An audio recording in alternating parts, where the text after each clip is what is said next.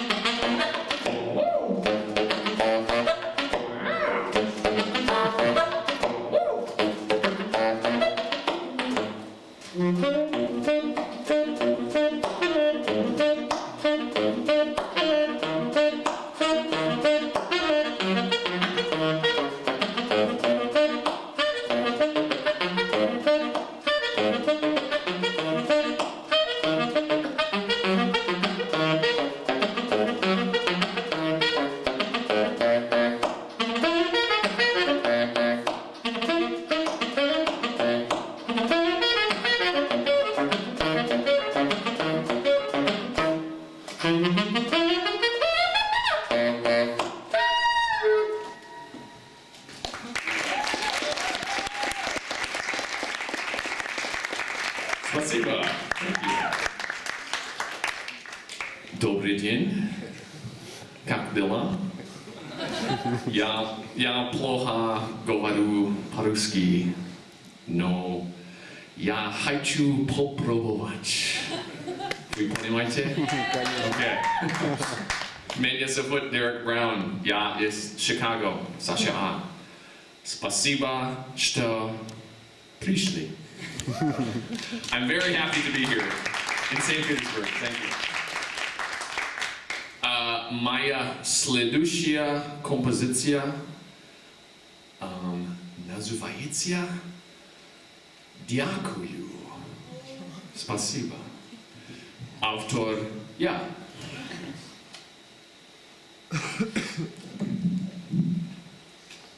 Thank you.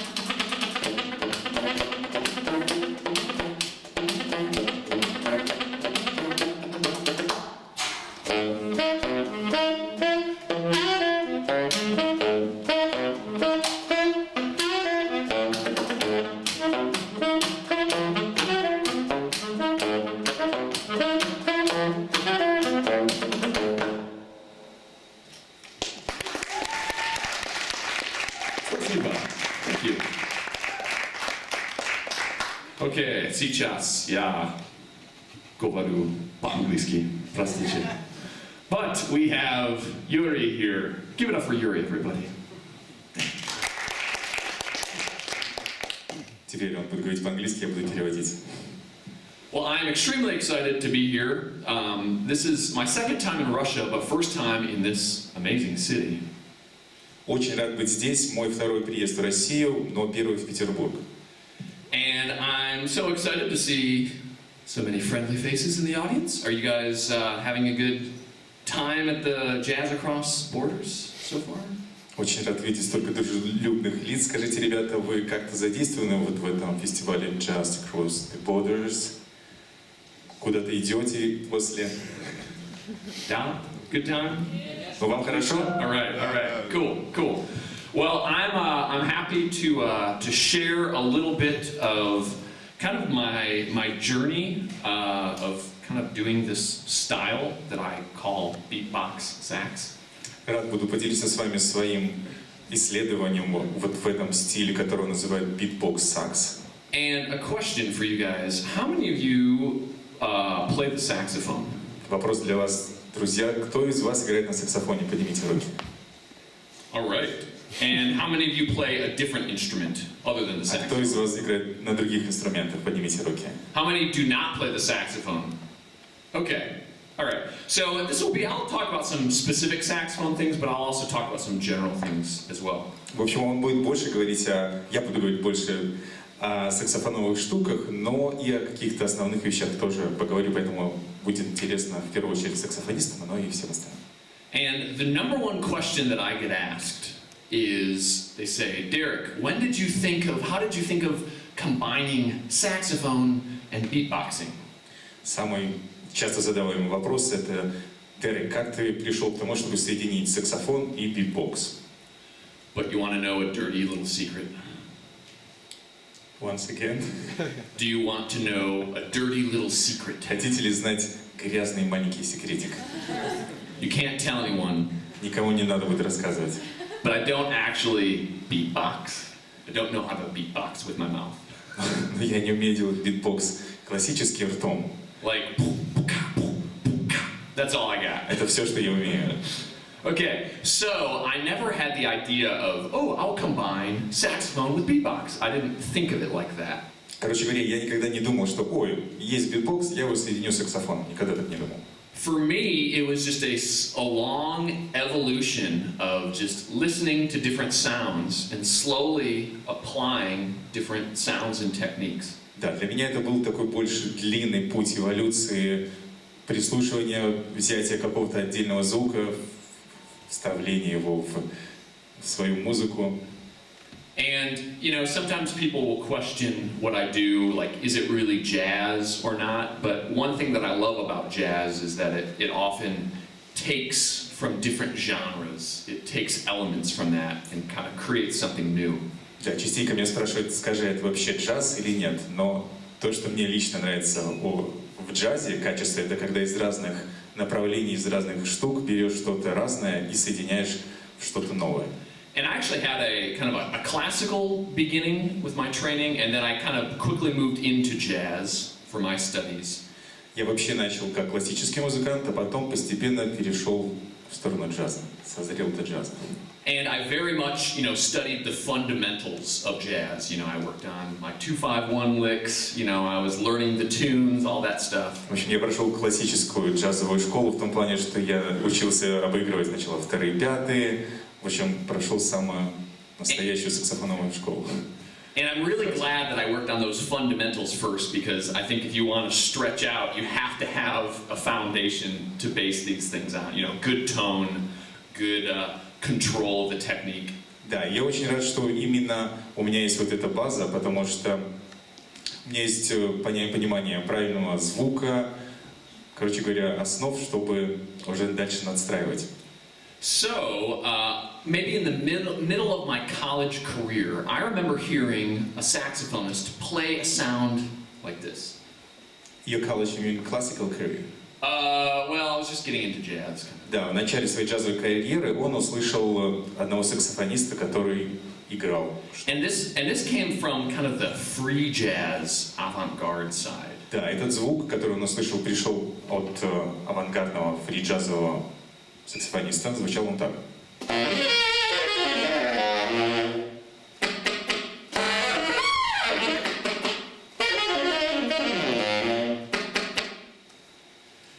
And although I will admit I don't listen to a lot of free jazz, I heard something in there that caught my attention. Хотя на тот момент я не слушал много фри-джазовой музыки, вот эта штучка очень привлекла мое внимание. And a big theme for me is, even if you don't play a certain style or you don't play a certain instrument, we can learn a lot from these other styles. Это как, короче говоря, когда вы не слушаете или не увлекаетесь определенным стилем, но можете оттуда подхватить какую-нибудь интересную. And so I heard that. Итак, я услышал это. And to me, that sounded, like a percussion instrument, like a drum. Да, и для меня это выглядело как перкуссионный ударный инструмент, звук перкуссии. And so I was very interested in, what if I could use that drum sound, like in the middle of my saxophone playing, maybe as more of a beat. Я подумал, почему бы не использовать это в своей игре просто как вот бит. And so I slowly started to experiment with going back and forth between a regular note and then that pop sound and the regular note. Так что я очень медленно начал внедрять и пробовать экспериментировать именно с этим звуком.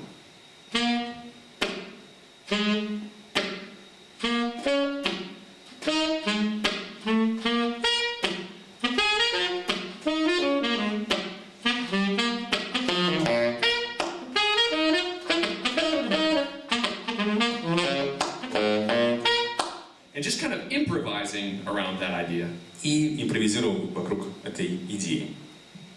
And if any of you sax players are interested, like in that sound, that one's actually a pretty simple sound to make. Если саксофонистам интересно, что это был за звук, это достаточно простой звук. I'm not using my tongue at all. I'm just kind of closing the lips and I'm just going, just releasing a bunch of air. Я не использую здесь языка вообще, просто зажимаю мундштук и делаю такой звук. And you can see my jaw drop down. Видите, что моя челюсть вниз как бы падает. If you don't, you'll get. Да, если это не сделать, то будет продолжаться звук, поэтому важно сразу ее. So experiment with that if you're interested. It's not too tough. It shouldn't take more than a few days. Если интересно, поэкспериментируйте с этим, это несложно, 2 дня примерно займет. Okay, so once I had this sound, then from then on, I'm thinking, I'm going to play solo saxophone concerts around the world in St. Petersburg. No, I didn't think that. В общем, когда я научился делать этот звук, я подумал, ух ты, я смогу давать концерты в Санкт-Петербурге просто сольно. Нет, такого не было. So that was still far from my dreams. I just had a curiosity and just kind of following the curiosity and just enjoying experimenting with something new. Да, я был далеко еще до этого, у меня был просто интерес и желание экспериментировать. And so I remember then a couple years later hearing a different sound on the saxophone. И где-то через 2 года после вот этого звука я нашел еще один, услышал интересный звук. And this sound came from more contemporary classical sounds. Этот звук идет больше от современных классических музыкантов, саксофонистов. And even really, really early jazz, like 1920s, almost И ragtime. даже, может быть, из 19-х, из раннего джаза, 900-х.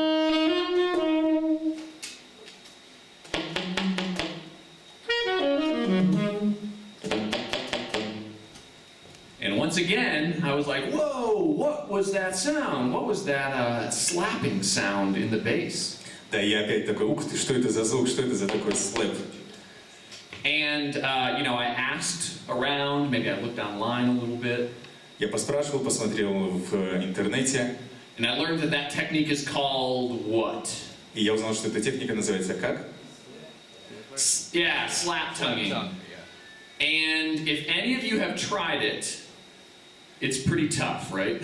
Да, техника называется слэп языком, и если вы пробовали, то вы знаете, что это достаточно тяжеловато. And I probably don't have time today to really get into the details of slap tonguing, but if you are interested, I do have a YouTube channel, Beatbox Sax, and you can look up all these techniques, and I talk about them. Не буду углубляться в то, как эта техника делается. Если вам интересно, то у меня есть канал Beatbox Sax. Вы можете там есть уроки, просто посмотрите, он все это рассказывает. По-английски. Правда, по-английски. But so after literally spending probably a year working on getting that slap tongue sound. Да, где-то год занимаясь этим приемом, он им овладел. I remember thinking it sounded like a bass player, an electric bass player, slapping the strings. Я помню, что он у меня звучал именно вот как на бас-гитаре делаешь слэп по струнам. And so I remember at one point thinking, hey, I kind of have these different, almost rhythm section instruments. A bass, slap bass, and then a percussive pop sound. И тогда я подумал, ух ты, смотри, у меня получается есть звук от барабанов, звук от баса и... And so what if I practice doing those together, kind of like a rhythm section? Да, что если я попробую соединить барабаны и бас?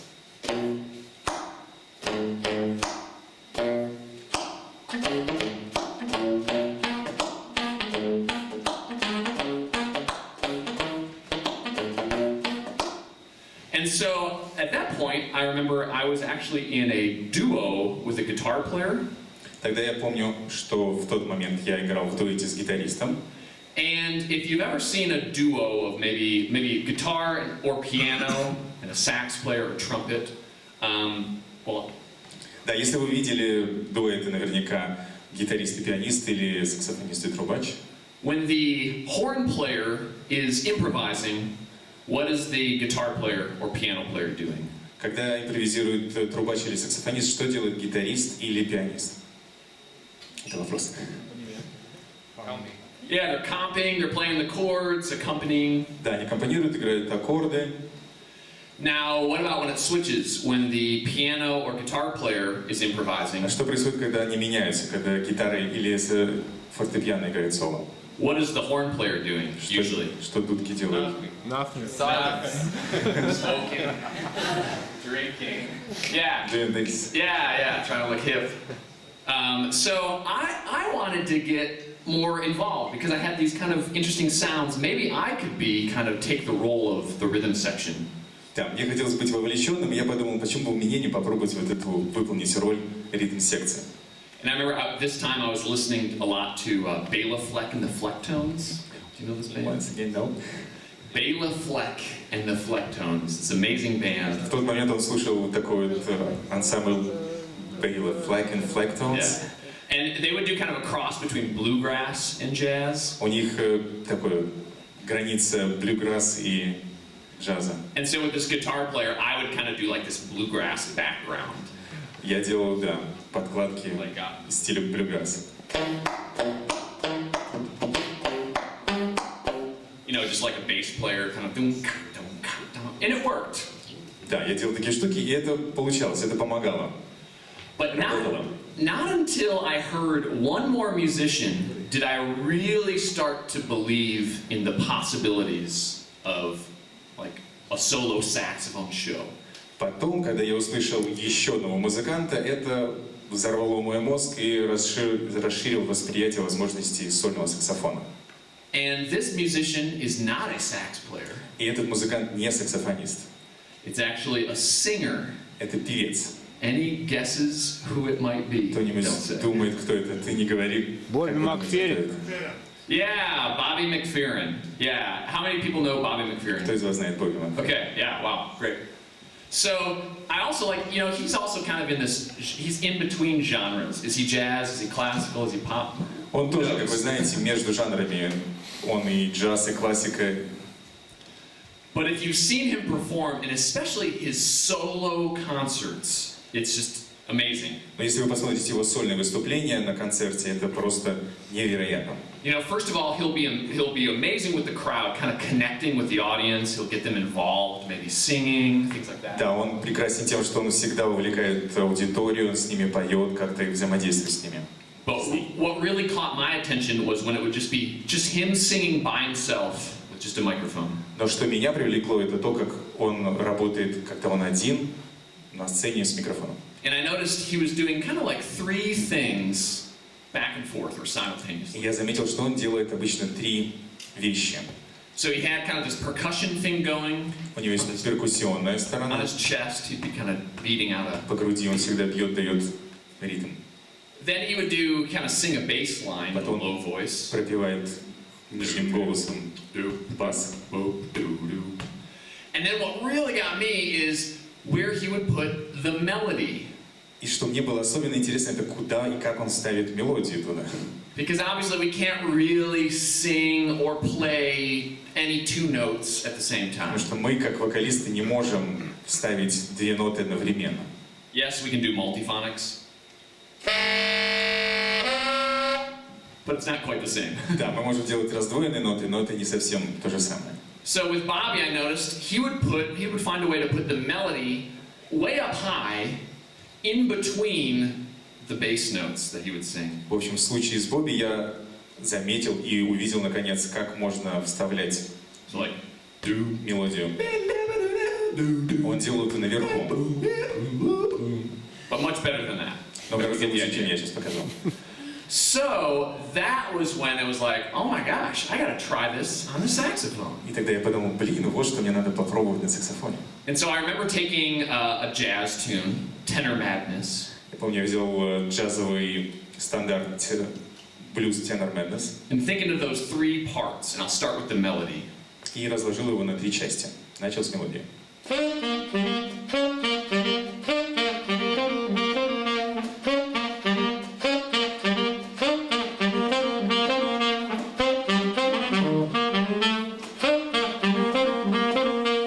So that's one. Number two is adding in just a little bit of that percussion. Это один. Второй надо было добавить барабаны ударные. And so I'm just going to do that pop sound on beats 2 and 4. В общем, я делал просто вот этот вот звук, который он вставлял на 2-ю и 4-ю долю.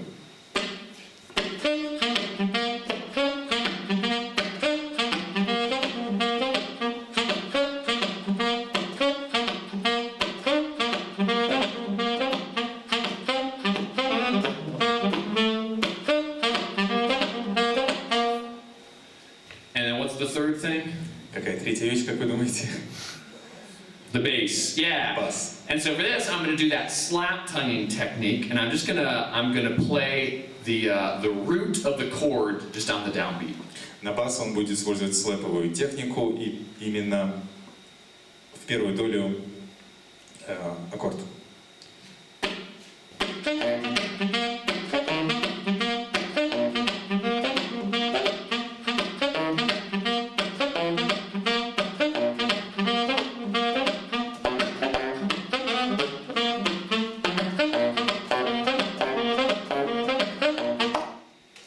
And so, could you hear the three things in there? Слышали 3 штуки?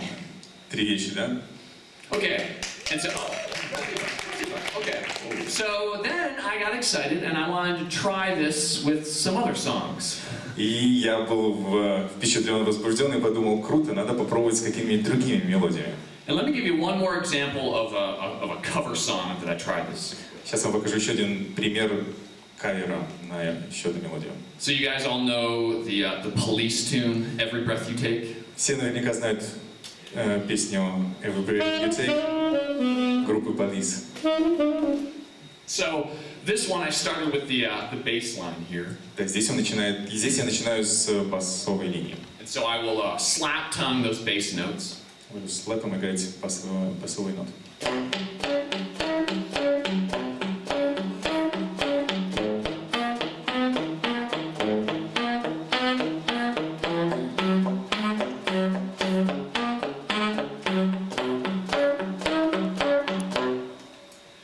So that's one, the bass. Number two, adding some percussion. Так, это первая линия бас, вторая линия это барабаны. And so for this, I'm just going to do the same thing. I'm just going to put those pops. So I'm actually doing open slap tonguing. It's kind of a technical thing. Don't worry about it. Короче говоря, здесь, да, он будет применять по-прежнему вот эти папс, которые он будет вставлять на 2-ю и 4-ю.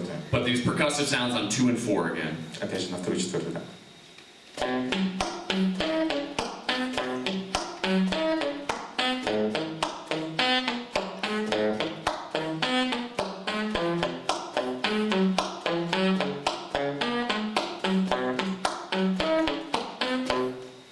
And number three, И номер 3.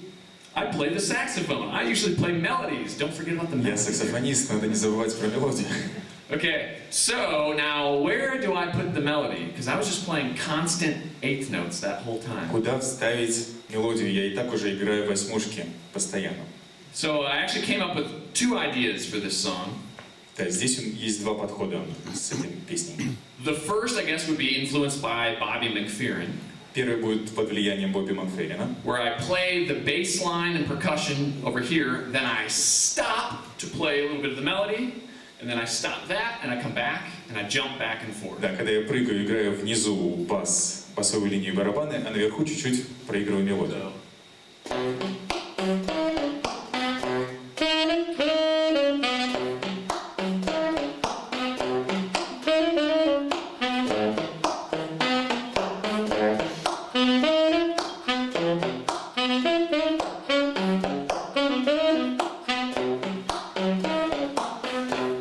And you can notice I kept the percussion, that pop, kind of going throughout. Как вы заметили, я держал ударные И там тоже на протяжении всей мелодии. And that way kind of lets the audience fill in the rest of the notes that I'm not playing. То есть в какой-то степени я позволял аудитории мысленно дополнять те звуки, которых не хватало.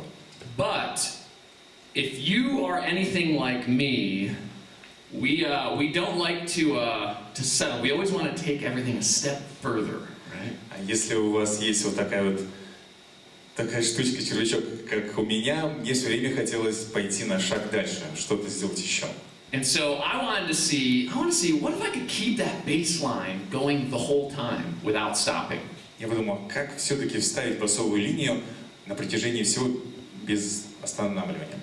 Because in between those eighth notes, there's a whole world of 16th notes, 32nd notes. Потому что между восьмушками есть еще куча места с 16-х, 32-х. And to do this, I have to talk about one other technique that I use a lot. И здесь нужно поговорить, затронуть еще одну технику, которую я много использую. And this is a technique that you find a lot more in classical music than in jazz. Эту технику чаще всего используют в классической музыке, чем в джазе. But I think it can be really cool in jazz settings. Но мне кажется, что в установках джаза она тоже очень крутая. And it's this technique called double tonguing. Техника называется двойной язык. And maybe a lot of your flute or trumpet friends can double tongue. Да, наверняка ваши друзья флейтисты или трубачи But not a lot of sax players do it. Но, короче говоря, саксофонисты обычно это не используют. And just really quickly, what this is, you know, this is the reed. Вот это вот трость. And this is my tongue. Это мой язык. We normally tongue and just go ta ta ta. Вот так вот делаем атаку. And you know, you can only go so fast with that. Да, очень быстро, короче говоря, здесь не уйдешь. So double tonguing is getting two sounds out of that same motion. Да, двойной язык это когда вы делаете два звука вот в таком же движении. So it's not only touching the tongue against the reed on the Это top, на та не только касание трости, but on the way back, you close off your throat with the back of your tongue но and do a ka. на обратном пути вы, когда убираете язык, вы горлом говорите «ка». Everybody just say ka and hold that k. Скажите «ка», когда забираете язык. Feel how it's blocking off the throat in the back? So, in the saxophone we go ta ka ta ka ta ka ta. Everybody just say that. Ta ka ta ka. Повторите вместе.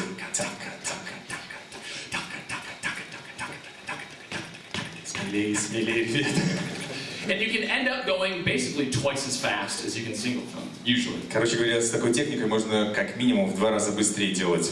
Now on the saxophone it's tough because we're used to articulating and actually hitting the reed when we want to tongue. В вопросе саксофона немножко посложнее, потому что нужно коснуться трости, чтобы была атака. And so if you sax players or flute, clarinet players want to work on double tonguing, you got to really focus on that ka. See if you can stop the sound cleanly where it sounds just like your normal tongue, but just doing a ka.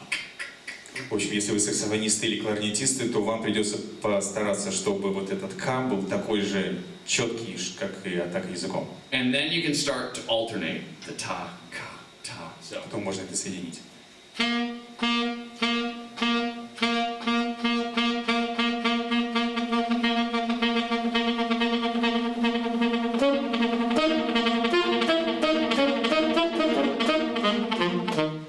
And you can go pretty fast, and it's once you get it, it's not too tiring on the tongue.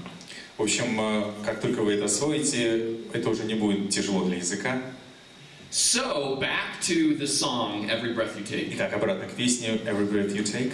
I realized on this song I'm slap tonguing, which is kind of like normal tonguing. I'm using my tongue, the tip of my tongue, on all the downbeats. Tum tum tum tum tum tum tum tum tum tum. Короче говоря, я заметил, что когда я делаю басовую линию с лэпом, я